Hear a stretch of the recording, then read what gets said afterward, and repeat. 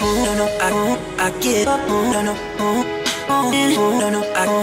man! Welcome to the show. How are you? Really excited as a parent and as a person of color to have our guest today. Hey, what's up, everybody? Hey, guys, what's up? It's Irfan. Patrice, thank you for being here and welcome to the podcast. It's always a pleasure to have you. Bonjour. Okay, so for those of you who have not heard of Patrice, how do you say your last name, Patrice? Bisiot.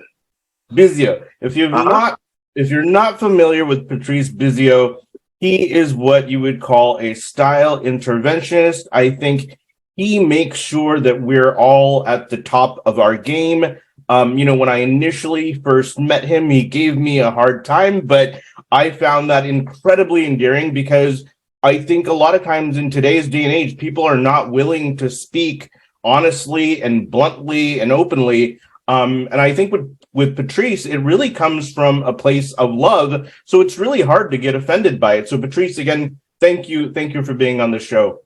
Thank you for having me, of course. Thank you so much. How would you describe what you do in your own words? Yeah, I help you understanding that appearance will impact every area of your life. Essentially, what you're doing, you're aligning your emotions, the way you feel in the morning, the way you feel right here, right now, with the goal of the day, and that aligned together creates your brand. Understood. Now, I want to ask you a question that's difficult for me to articulate. Okay. When we're feeling low, when we have low confidence, low self-esteem, we tend to not take as much care in our outward appearance. Okay. There's one school of thought that says that, but would you say that the inverse, the opposite is also true when we don't focus on what we're wearing or how we're appearing to others? That also reduces our self-esteem? That's kind of a weird question, but which causes the other? All right, that's actually a great question because this is the thing. Not every day is the best of day. I mean, yes, my energy is super high and every day people think that I wake up and it's just the perfect day. But now two things are happening. First of all, when in that moment, leadership, self-development, self-empowerment, branding, it's all about you. It is the core of you. So when down in your emotions, and today you feel depressed because we are human beings and we have high and lows. Yeah. First of all, what I do, I observe the world. I observe that I'm lucky. And when I have my own drama in my head and whatever gets me to get into that mode, I remember that people are hungry. Maybe kids have cancer. Other things are happening in the world. So who am I to complain about what? And that moment of empowerment is not just like a Buddhist awakening. It's really saying, all right, this is it. Enough with that. Now, what do I do? If I feel worse, in fact, I'm going to put more effort into, all right, what am I going to wear today? Where I wear it, I put it on, and I remember that jacket is so well fitted. It makes me feel so good. It's like my armor of power. Now I'm really feeling regal. When I wear it, now it's going to do other things because now getting out of my house with that self-empowerment that I'm transforming from where I was down in this morning into something better. Now law of attraction is taking over, and that law of attraction is going to bring that, wow, looking great. I love what you wear. And now that motion, you start putting it into, but you have to ignite it. And yes, every day is not the best of day, but remember two things. You are lucky right here, right now. And then take it reverse. Actually take your best self, take the best piece of clothing you can have that you feel great in. And that's how emotionally you're going to reconnect with yourself. Oh my gosh. This is why I like you so much. Because you have this depth that, look, let me describe it another way. I see people, I live in downtown Chicago, I live in a high rise. We see people that are very dressed up and, and someone made a comment to me like, these people in their Gucci and their Louboutins, they're just so shallow. Now, I wanted to tell that person about you. I was like, hey, look, but I didn't. It was just not the right time. Now, to the extent that I've spoken with you and I know you, you have a tremendous amount of depth. You are not a shallow person. You were just talking about cancer and, look, what do I have to complain about? So this is coming from a completely different perspective. It's not all about fashion shows and glamour. That's not where you come from. You're really helping support people get over challenges in their life. Maybe they were divorced, or maybe they got fired, or maybe they got laid off.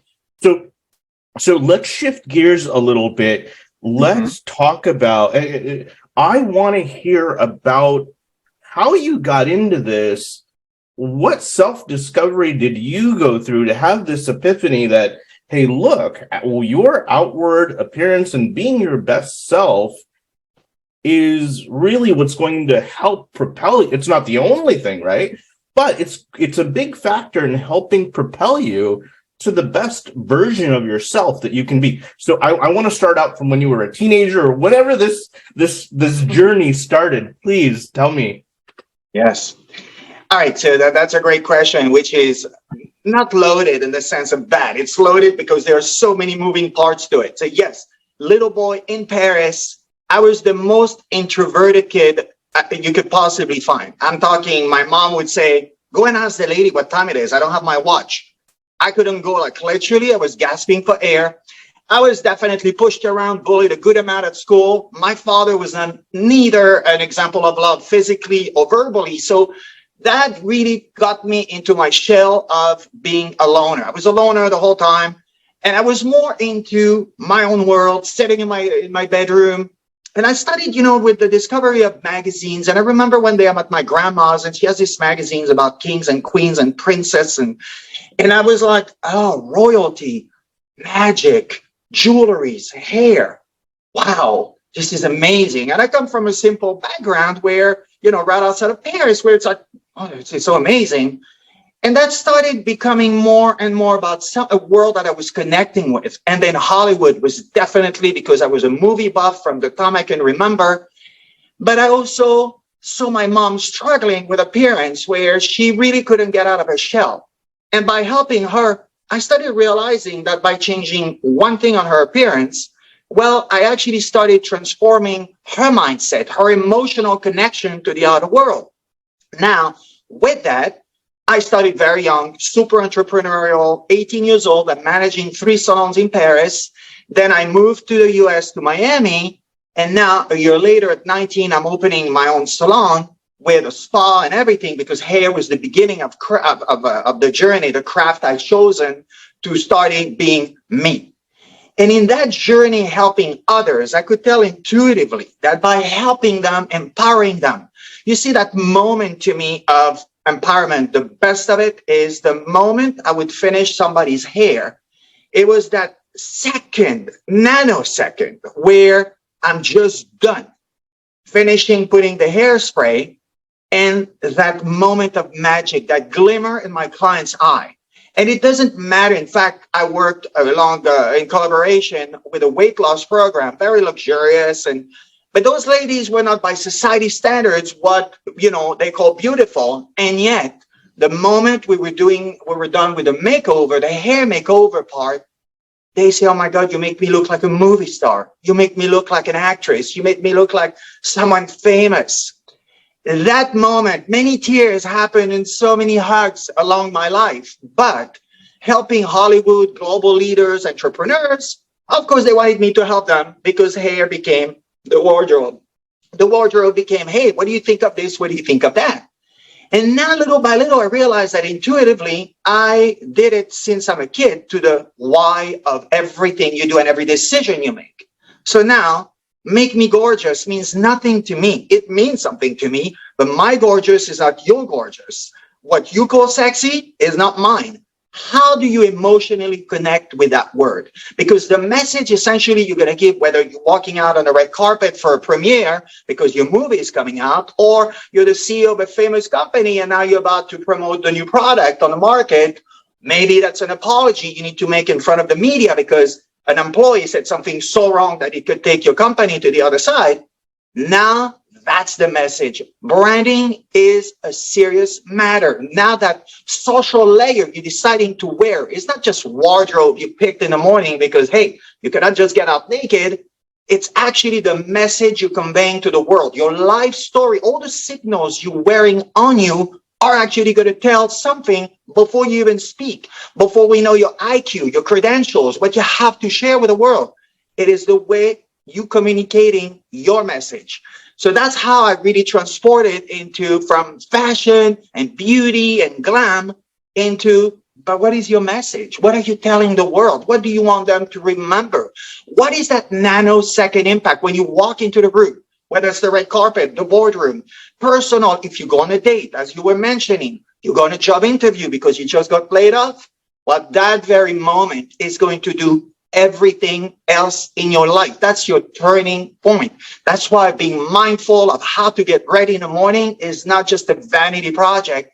It's actually a branding, because branding is two things. It's emotion, because it's the way you feel. It's the core views, the values you want to show the world. And the second part is purpose. What is the day of today? Is it a job interview? Is it a date? Is it pitching my biggest client? Is it maybe going into the boardroom because now I need to present a new big idea? Is it putting my marketing and sales team together? And that's what branding is about. I love it. I love it. My next question is, some would consider you a therapist. Of course. I would imagine that when you're doing hair or helping someone, look their best, they're probably revealing things to you that they wouldn't even reveal to their partner. And so is it emotionally draining to do what you do? Okay, I actually always loved it. Intuitively, when I was a kid, I was always hearing everybody's story. Somehow people would be drawn to me to tell me their stories. And draining, it takes a lot of energy, yes. I remember he was a superstar in Paris, and after every client, I saw him washing his hands. And I remember one day, I'm sorry, but because I felt like, the hair just got washed. Why would you wash your hands when everything is clean and the surrounding of you is clean? And he said, because every client is going to transmit the energy, you need to wash it in order to be ready for the next. I'm 14 years old at the time, although I was fairly mature already, almost abnormally mature, but I thought, all right. I mean, I'll keep that in my head, but I'm not understanding it fully. But very fast forward, I understood what he said, because it's true. Because when you're touching the hair is the most emotional decision a woman can make, and men too, because the metrosexual thing started awakening to like, yeah, actually I can have cool hair and not being gay, because it was always the stigma, in America, especially, my God, if you don't follow all the rules, it's like apparently you're gay just on wearing highlights in your hair. And hair is such a decision making on showing the world who you are. That personality you have within you, hair is the best way to express it, before clothing, before body posture or voice pitch. So now, when he said that to me, I took it with me to realize, yeah, you're touching someone's hair, of course. And now the story comes with it. And I remember being a kid sitting in the hair salon waiting for my mom. And that's actually one of the moments. I was 9 years old. And I heard all those conversations, and from one side, this woman was admitting to a hairstylist that she had an affair with her trainer. The other one was actually, sharing a divorce story, crying, while the other one here was like, oh my God, you're a genius. She's telling a hairstylist, how genius are you? So yeah, you got all the emotions, because life is emotion. That word comes back in my speeches. I just did 3 keynotes in colleges, in Rutgers University in Jersey this whole weekend. And it's really about understanding every decision you make is emotional. High, low, purposeful. It's got all of the above. So the draining part, it's not so much draining in the sense of negativity, but it's definitely, yes, I need to reset the clocks. In fact, now I'm starting planning on a trip either to Bali. I'm thinking Nepal. Actually, I want to go even off the beaten path, because I need to reset. And to do that, it's important, because when you reset, instead of receiving all that energy and letting it pile up onto you, it's kind of a cleanup. It's kind of a reset of the engine to say, all right, Now I'm ready for more. And that's really where and how I'm dealing with it. That's why meditation in the morning is crucial. I do my 15 minutes just to calm the mind, because I know a lot is going to happen on people sharing their stories, sharing their emotions, or maybe I'm going to be face to face with them. So I'm going to receive it even more than through a screen. And that's how I deal with it. Amazing. Thank you for that thoughtful answer. Now, I know that you've worked with some incredibly successful people, some incredibly famous people. How is most of your business word of mouth? And it's like you're like the little, and the other thing is, I would imagine that some folks who work with you, they don't want to tell other people why they look so good. They want to keep that secret to themselves, right? Like if I had you work with me, then I would want people to know that, hey, this is just how I am. I wouldn't say, hey, by the way, like I was a total slob before. But is that what walk me through how you get your clients and stuff? Yes, well, when I decided that Hollywood was really the dream come true, I actually met my PR during an event in Miami, and I was working in collaboration with her business partner who opened a branch in Miami, but she was based in Beverly. She still is based in Beverly Hills. So when we met, she said, actually, you have no business to be here. You belong on the red carpet. You belong to Hollywood. And I'm like, well, funny you say that, because that's been my dream since a little boy.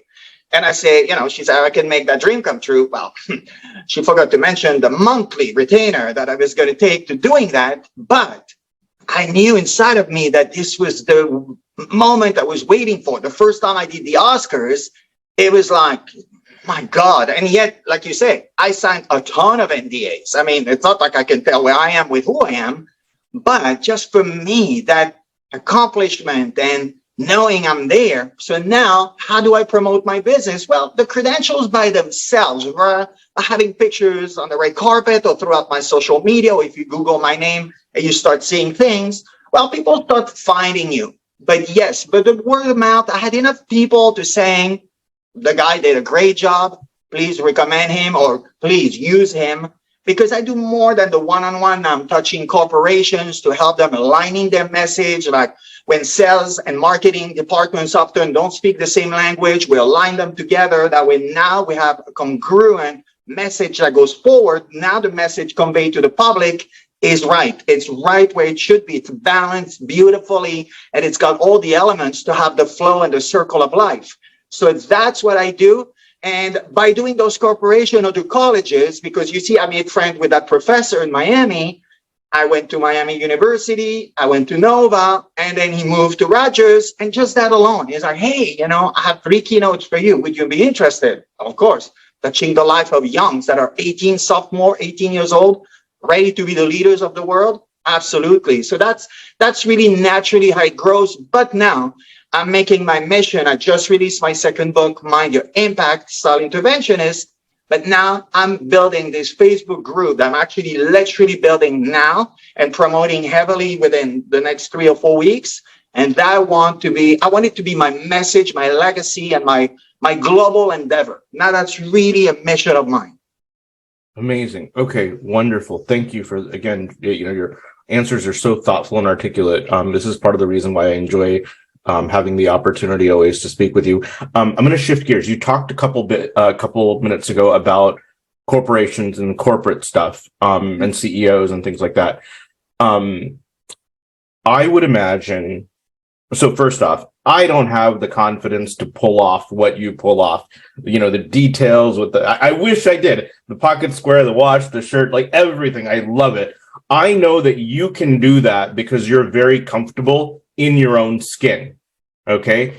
But as someone who's an introvert, when people see you in a corporate setting, are they ready for you? Or do you see some people are like, oh, what is this guy all about? They don't know how smart you are. They don't know your background, just on appearances.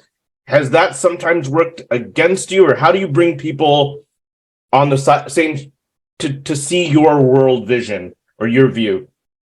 All right, that's an excellent question, because yes, this is the thing. I walk into the room and I have built it on my own. That's why I explain that. I love to tell that to kids.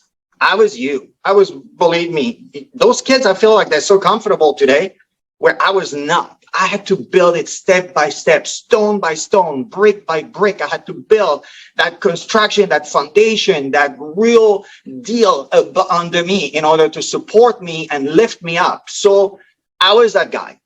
And it's very easy. Obviously, when I walk into the room, the first thing that kicks in, what is the biggest thing that people have, and especially in the men's world? What is the biggest thing that men are threatened by? Another guy or success, somebody else who's more successful. Yeah, so basically it's touching their 3-letter word. Ego. That's right. Ego. Ego is the biggest thing because ego is driven either by success or by fear. But ego is always underneath, and it's more present in a men's world, and it's not some gender conversation, please, because now it's like you say something and apparently you're, upsetting the whole group of people. Okay, yeah. People, relax. No gender conversation, just the fact. In fact, I have a lot of studies on that, but we won't share that right now because it's not important enough. But the ego. So to answer your questions, how many clients hired me, literally, but say, I don't really need you. Either my marketing manager told me, my wife told me, that you're supposed to be the genius of understanding the psychology of appearance. I'm like, And then they go on for a tangent, and I let them having it for 5, 6, 7 minutes, and I'm quiet. And now when they are gasping for air, now I'm looking at them, and I'm just very quiet. And now, of course, they're reacting like, are you okay? I'm like, actually, the question goes to you. Are you okay? Yeah, why? I don't know, because you're going on and on and on, and it's exhausting to listen to this whole thing. So are we going to work together or not? And are you able now to take that ego that you just displayed in many forms, put it behind the desk, and then we're going to work one-on-one? And it's always that shift of like, oh, wow, okay, because those guys, they rule the world. So people talking to them back, and it's not talking back. It's about, well, you're a human being, so am I. So whether you're a celebrity or a billionaire, well, that still makes us at the same level because your knowledge is not my knowledge, and I'm here because we have a transactional operation going on here where you're going to pay me, a certain amount of money that I feel is right for the time I'm going to invest and the knowledge I'm sharing with you. And in exchange, I'm going to bring so much value into you that you're going to quantify it in self-development, in money for your business, in more clients, retention with your employees. And that's really what I create. So yes, when I walk into the room, more times than not, of course, people are like, who does he think he is? But you see, this is the beauty of where I am finally, because I used to be so worried about who loves me. I walk into the room, everybody's gonna, and then I started social media, and then I started having great comments, but also nasty comments, and all the trolls coming, because suddenly they feel like they have the time to tell me that, oh, who do you think you are? Me. I think I'm me, and I love it. I'm proud of it. I own my space. I am so me that I love me. And that's the thing. Society is doing that. Promote who you are and be who you are. Then you're who you are. And it's like, ew, who does she think she is? Who does he think he is? So that's what it is. So it's always appearance could threaten people, especially when your energy is larger than life. Yes, it could be against, but you know what? It's never been against me because where I am today, it's because of my authenticity, of the truthfulness that I bring to the table, the honesty I can only share because there is only one life I was given. It was the one gift that was given to me at birth. So how am I going to squander that precious time to not be who I am? So I just attract the community that's actually responding to my energy. Brilliant, brilliant, brilliant. Gosh. And the first time that I met you, when we're getting to know each other, the first few minutes, I had that, I'm not going to lie. I was like, who does this guy think he is? But the more I got to know you, the more I understood that you're actually a very humble guy. Like, I don't think people initially may recognize this, but you're literally just coming from the heart and saying, hey, look, good, bad, indifferent, this is who I am, and I'm here to help you. Whether you are ready to accept that help that might be a different story, right? So that I really respect and admire the sincerity and authenticity. And I think part of the reason that you might do that is when you see that light switch go off, like that you were giving the example of the women that you were working with, that they started crying or tears started flowing down when you changed their hair and that changed their appearance. That, I'm guessing, gives you that purpose or that bolt of lightning to keep moving forward, because you went through that same self-discovery. And so when you want to share what you learned about yourself as that kid in a small town close to Paris, and sort of with the story about your father and your mother and some of the humble background that you started with, when you started seeing that, wow, this is who I am, I'm meant for greater things, we're all meant for greater things, oh gosh, I got to take this message and share it. I know I'm probably not explaining that very clearly, but is that kind of... You do. Okay, fascinating. Gosh, what is the best way for someone to... I'm sure there's a lot of people that are might be watching this video or listening to this podcast and saying, okay, there's no way I can afford him. What message do you have for them? I know that not every person who wants to work with you, just because of your schedule, and potentially because of your fees, they might not be able to afford to work with you. And not only that, but you are now in a position where you can pick and choose who you want to work with. What advice would you want to give folks that are just maybe in the beginning stages of thinking about, I really need everything he's saying, it resonates with me? Where do they start? What do they do?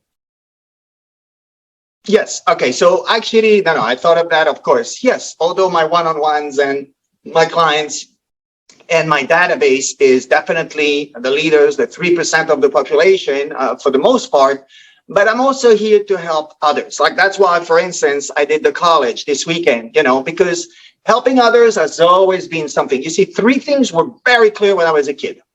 Okay. At the time, I thought I was going to be a rock star. I have written a whole thing. I was 10 when I wrote this.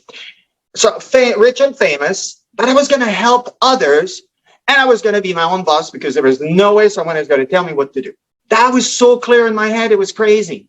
So fast forward, I didn't know how any of that happened, or that would come into what form. But okay, the rock star, now I'm a rock star in my own way. When I'm on stage and I'm delivering my message, that's my way of singing, high notes, low notes, and all my pitches, because passion is what drives me. Obviously, you can hear it in my voice, but this was always something that I needed to share. But in the process of that, I knew helping others and helping them one at a time was great. But now I'm like, well, I could do that, but now I could do that in group. And when I got signed up by a Keynote agent with my first book, that's how I started understanding the loving of helping people in the crowd, and then on stage, now I'm delivering the same thing to 300, 400, 500 people.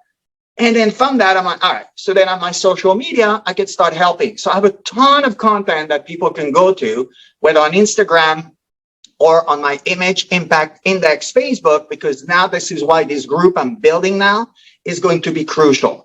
It's going to be a group. It's going to be very inexpensive to join. And it's going to be a monthly thing. And every week, it's going to be a new episode. And that new episode is going to be fed on what is the most popular question this week. You ask all your questions, and whatever question comes up first, we're going to talk about it and help you with your branding. Whether you go on a date, whether you go on a job interview, it's time for a review, and that promotion you're aiming for hasn't come yet. So how do we go about it? How do we pitch the best client of our life? That could be the $1 million we're waiting for. How do you convey, the CEO message and the responsible leader you are?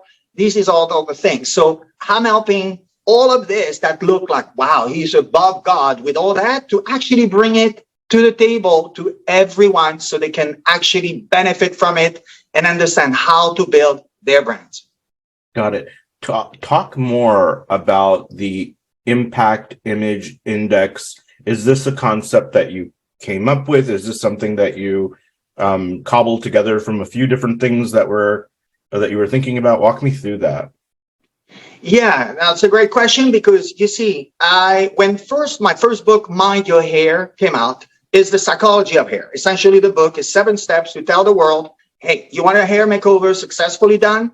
Don't just wake up one day, put the fault on someone else's, which is your hairstylist, and say, you know what? I'm not happy with my life, whether it's a divorce, whether it's the kids that I can't take anymore, whatever the moment is that you have this, So now, it's not going to go, because everything you do is a step-by-step process. But now if you burn all the steps and then you think that in 4 hours from now you have fixed the problem that's been like really lingering in your mind, soul, and emotions for weeks and months and maybe years, not good.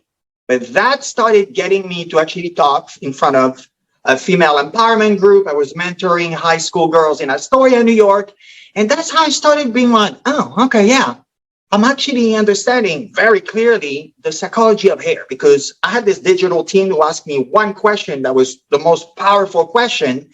And they kept saying, okay, we need to find your USP. So USP for people is unique selling proposition in the digital world. I don't know. I mean, I'm me. That's USP right there. And they were like, no, we need something else. And then finally, one day, this guy, the owner of the company, says, okay, you know what? I have one question. When you look at someone's hair, are you able to see who they are? So I was talking to one of his assistants, and I'm like, yeah, of course, it's obvious. And I keep on talking, and he's like, back to me. Did you understand the question? And I say, no, of course I understood the question. Hello, I'm a 149 IQ, people. What the hell? So now, he goes, you see someone's hair, and you're able to know who they are? I'm like, absolutely. The hair tells everything. The whole life story is on the hair. He's like, all right. Either you're full of it or it's genius level. So what you're going to do, when is your next keynote? And I said, well, I'm going to Boston next week in front of 100 women. That's a female empowerment group. Okay, what you're going to do is you're going to take a camera, you're going to film yourself, but I want the raw footage, because I want to see if you can do that. And I'm like, what is that? You're going to do a hair reading. Hair reading? I'm like, what the? I mean, conceptually, even the name, I'm like, that is more than questionable. You want to talk about branding? Now that's a pretty one. I don't care. You say you're looking at someone's hair, and how long does it take to? Oh, I was like, it's instant. It'll take me more time to articulate it, but to feel it, it's done. It's a nanosecond. Now I go to Boston, and then I'm like, all right, girls, this is the first time I'm going to do that, but now I'm implementing my keynotes with a hair reading. So of course, it took a long while for one to say, all right, I'll do it. But then also it's like reading me through my hair. Seriously, the way I wear my hair, you're going to know who I am? Well, not only I did it, she started crying. In fact, first she's like, were you behind the wall when I was telling that story? And I'm like, no, I was on the other side of the building. So nope. And then it became the tears, and the tears became profound. And now the world, I mean, the group is in touch with her, because they're like, whoa. Okay, so of course, then I did it 10 times and 11 times. I finished, it was 1 a.m. that day, because I had no boundaries. But I was also like, wow, it does work. This is crazy. So when I came home, to New York at the time, because I was sharing my life between Manhattan and Beverly Hills. So I go back to my guy, give him the raw footage, and he's like, this is crazy. I want this, but in more. So now fast forward, a year later, I'm doing a keynote in Fort Lauderdale, Florida, where this executive in the crowd comes to me at the end and says, you didn't do a hair reading, because what I would do is to prove my point on how appearance tells the world who you are. I would invite 3 guests from the crowd, from the audience, to come on stage. And within 60 seconds, I would tell them who they are publicly. Not to be mean, just literally assessing. It was not a matter of saying, oh, it's horrible, your highlights could use some shine, and then that color is dull, sister, you need to go back to your hairstylist. No, it was about saying, yeah, from this, and that, this is who you are, this is where you are in your life, this is what happened in childhood, and all that together became some sort of a mentalist experience. But from it, when Cindy came to me, she said, what you did was an image reading. I'm like, oh God, let's keep on going to be super bad. But okay, image reading, because she said you started with the hair, but I saw what you did. You were watching the body posture, you saw the clothing, you went for the shoes, you looked at the accessories, and I'm like, Oh, yeah, that's true. And you know, when you're so close to your gift, how often you don't see your gift because it's part of you, it's in your DNA. And she said, you need to talk to people like me. I have been an executive my whole life, CEO, CFO. I've done them all. I've been an exec, a CEO for the most part, and I have a very thriving business. In Dallas, you need to speak to people like me because you see, I can go in a boardroom telling 50 men what to do. And when it comes to me, I'm a middle-aged who has a fat, and I really don't know my brand. I have no idea how to get dressed to convey that message of power and leadership and convey that authority that you do. I need help. So I said, okay. And she said, you need to write a program for people like me. And I say, I don't speak corporate. I'm somebody who's intuitive. Everything started from fashion. Fashion became intuition. Intuition is just an art. I'm an artist. I'm not a corporate guy. So she said, I'll help you, fill up all the gap and all the voids. I'm going to help you to really fill them with the solution that we are seeking. So it took about a year and a half to build this program. And then I started bringing my clients in it for free because I said, I need to prove the concept. I need to understand that what I crafted is really working. Well, after 10 people, 100% success. I'm like, okay, got it. But now I need to convey to the world that the image is not just because the struggle was that people thought, oh, it comes from fashion. So fashion has always that connotation of, being rubbish, superficial, like you say. Who does he think he is? Who does she think she is? But more like, oh, this is the way you're going to be successful or not. Now, impact. So image is the one thing, that's the portal and the beginning of the conversation, but that's the impact it's going to give. Yeah, but I'm able to create that scale that's going to actually help people to go from where they are to a successful story. How do I do that? And then suddenly, yes, of course, an index is the way you can express a scale to understand how this is going to be quantified and how you build it to quantify it. And that's how Image Impact Index was born. Brilliant. This was relatively recent, or when did you launch this? The program started about 5 years ago. Oh, okay. Because I've been doing it for so long, but it really took form and became official, quote unquote. But when I started putting the second book together, Mind Your Impact Style Interventionist, this is where I really understood that I'm going to talk about each chapter will be a global leader or famous or an entrepreneur that's at a super level. But okay, I changed one thing on their appearance and I'm turning their life around, like literally. Oh, so that's the impact. And I'm helping them understanding the psychology. So that's the index. So that's how very much everything got formulated into one. Got it. Thank you. Who is your ideal client? My ideal client is super smart because I connect with that. That's to me someone, and that's the thing. People think, and that was a big conversation in college because it becomes this whole, smart people versus, like educated people versus people really street smart. To me, so much more value in street smart. And of course, I'm not saying colleges should disappear. Of course not. Knowledge is power. But there is a thing where I knew I didn't want to go to college. I wanted to make my own money. I wanted to start building a life for myself. I wanted to be independent. So I took it completely, but I also knew that it was not just going to be a hairstylist. I was going to lead my industry. I didn't know how, but I knew that somehow famous was part of it, but for greater than, for the greater good, not just for ego. And for that, it's really how everything starting getting to, what is my client? What is my dream client? Oh yeah, he's super or she's super smart. They're well-traveled because we connect with that. Or they have power and now they have understood their brand actually super well, but they're missing those 5% in order to reach the top. And that's how naturally, of course, I had the glam of Hollywood, but little by little, I started attracting the husbands of those women that I was bringing into my circle. And those men leads, some of the companies those names are worldwide famous.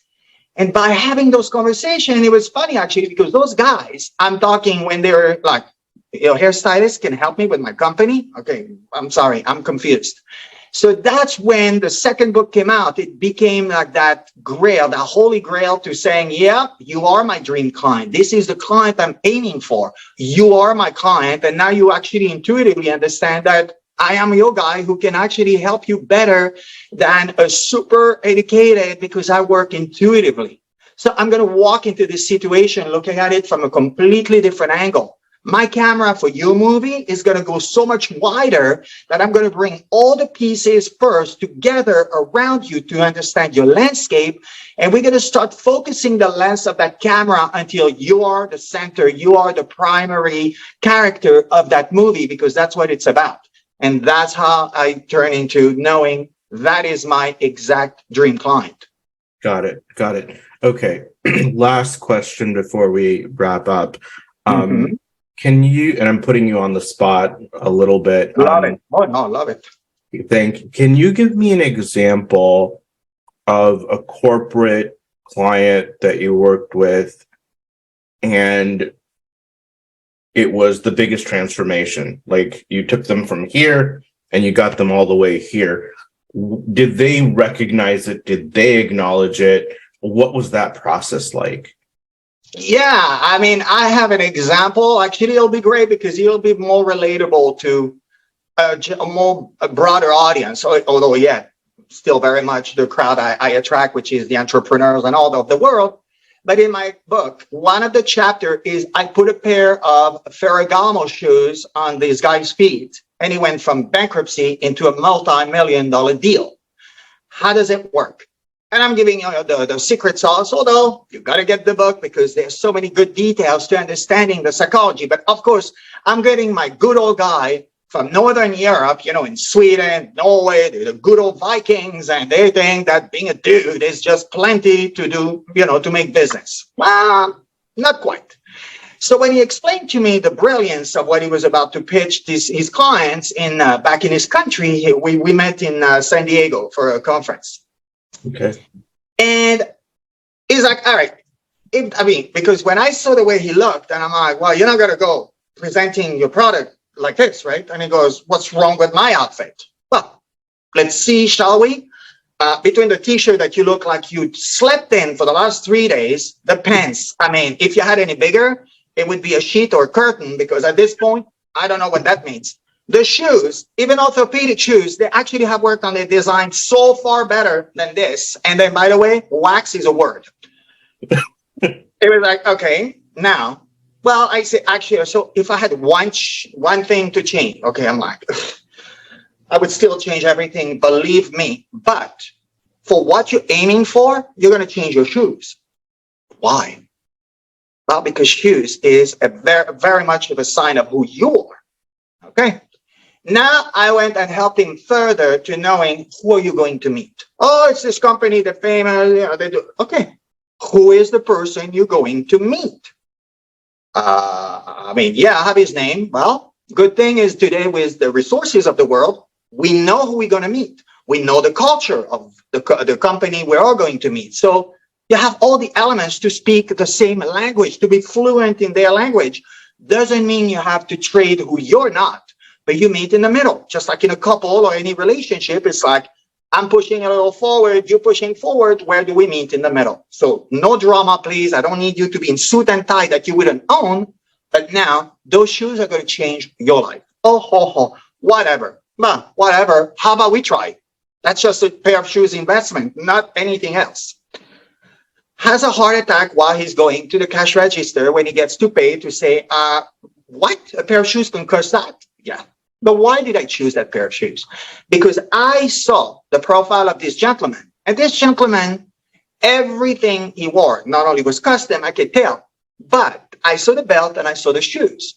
And I knew it was too much of an investment for my client, who didn't actually share how bad financially he was. That's why I understood the reaction at the cash register when he paid for those shoes. But what did happen? Walk into the office, the guy, the first thing he does is, oh, look at that. Look at what I have. Of course. So the conversation ignites very lightly on a pop culture kind of, wow, men of taste. We have the same taste. Well, I'm sure we have the same things to talk about. And those shoes became the bridge of communication. It became the psychology and the approach that I aimed for, because I studied the guy and helped my client understanding the language of what this guy was speaking when it came to appearance. And now that conversation ignited the easiness of, all right, so tell me about you. What do you have for sale? Well, why are we here today? And the guy ended up signing a contract, and it was a multi-million-dollar deal, which took him from the street into where he is now. And that's what I did. And it was one pair of shoes. But you see how deep and far it went. Absolutely amazing. Patrice, it's always such a pleasure to have the opportunity to speak with you, even briefly. I think what you're doing is amazing. Words can't really express it. What's the best way for people to find your book? What's the best way for somebody to get in contact with you and get in line? Yes. So imageimpactindex.com is my web. My web it's a one-stop shop. Obviously, the book is on it. And then all the coming up thing. But the Facebook group I was talking about is coming really soon. Within a month, we're going to be completely ready. And it's going to have a lot of stuff in it and modules and all. And I'm going to have homeworks for you. It's going to be webinars, live events. So everything is under that.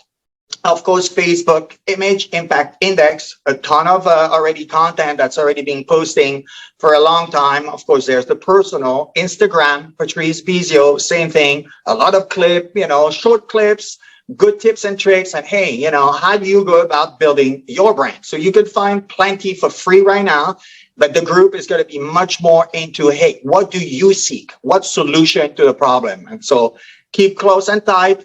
Get with me together, Image Impact Index, and guys, let's build this community together.